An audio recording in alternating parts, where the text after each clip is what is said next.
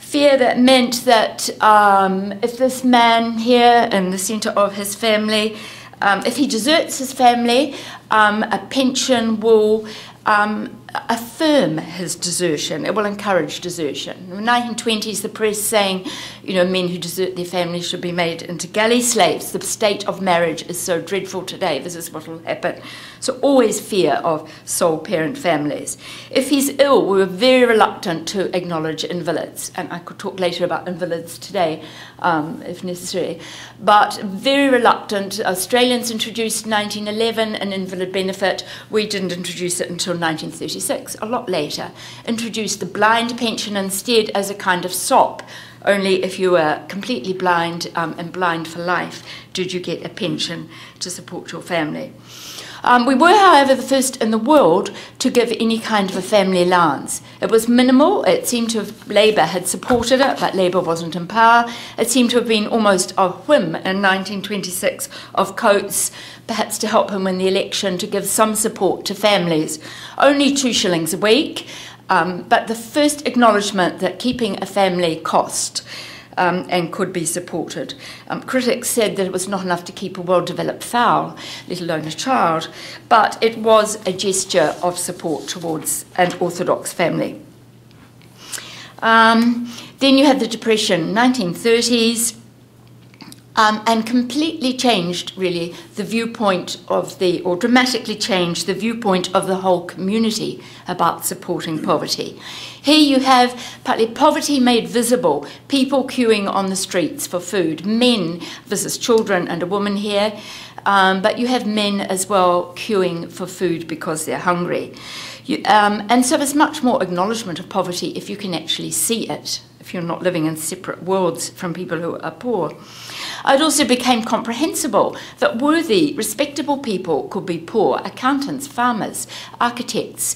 Depression was wide-hitting, and so more acknowledgement of the sort of hazardous nature of economic life.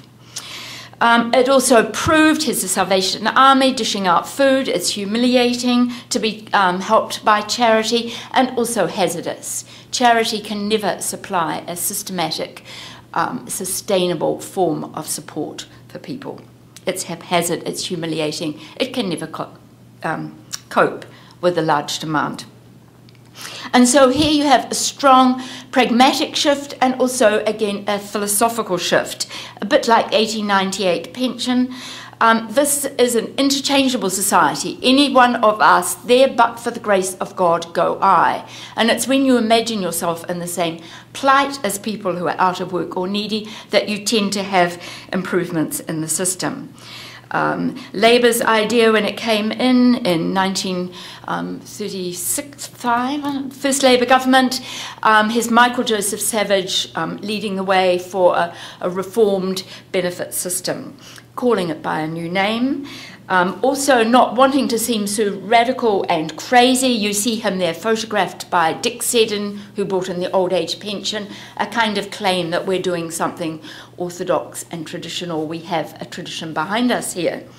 But very significant in the old Social Security Act of 1938, widening the boundaries of what could be covered by a regular statutory system.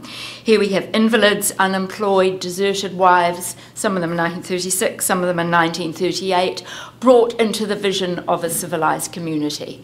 That everyone should contribute, even from girls of 15. Nash was very clear on that. Youngest people should contribute through their taxes. He'd also worked out that more girls would probably contribute than would need to get anything back, so it was economical to put them in the system. But everyone should contribute and everyone in need could be sustained. It was also broader on other, it broke down other barriers before it included the Lebanese, the Indians, the Chinese for the first time. It gave a wider spread within the community from 1936 on. Also interesting because you have the first entry of a small universal benefit for all people. partly to take away the shame of a means-tested benefit being tested to see whether you are needed, partly because Michael Joseph Savage was so naive and never counted the cost. When the treasurer said to him, how will we cope with this? He said, the sun still shines, which is not an argument that would convince most treasurers. John A. Lee said, we'll just print money and print money. We were lucky that in the war, America and Britain needed our food and we were able to pay for a more generous social security system. It could have been disaster.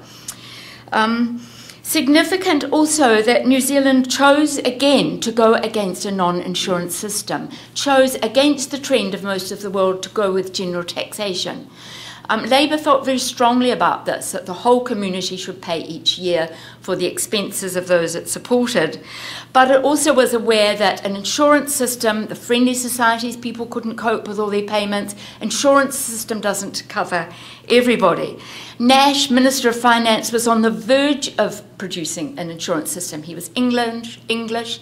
He'd just been back to England, strong English roots. But on the boat out, fortunately, I think, he spoke with English actuarial advisors who said it's good to have an insurance system because half the people drop out, they can't pay, and so you lose them all. And Nash was appalled. He thought any system that aimed to dispense with half its members was not a fair system, and so chose to fund it from general taxation.